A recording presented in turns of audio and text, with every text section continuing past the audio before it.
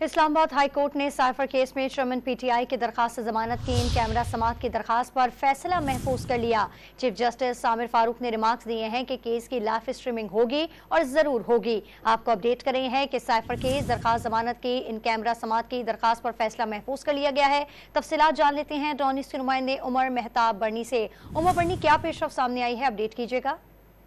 जी देखिए, chief justice Islamabad high court justice Samir Farooq ने chairman PTI की दरख्वास्त जमानत की इन कैमरा समाअत के लिए एफआईए की दरख्वास्त पर समाअत की।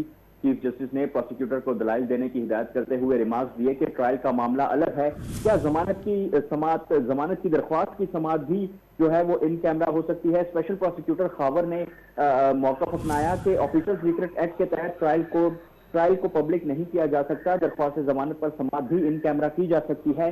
चीफ जस्टिस ने रिमार्क्स दिए कि अदालत दरख्वास्त जमानत पर फैसला लिखेगी तो वो तो पब्लिक होगा। जब फैसला पब्लिक होगा तो फिर समाअत इन कैमरा क्यों की जाएगी।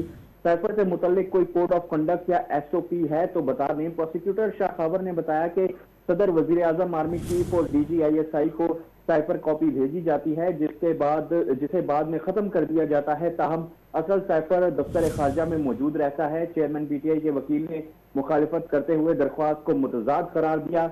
अदालत ने इस दरख्वास्त पर जो है वो फैसला महफूज कर लिया है। जमानत की इन कैमरा समाअत की दरखास्त पर फैसला महफूज कर लिया। तफसीलात बताए थे उमर मेहताब बर्नी, आपका बहुत शुक्रिया।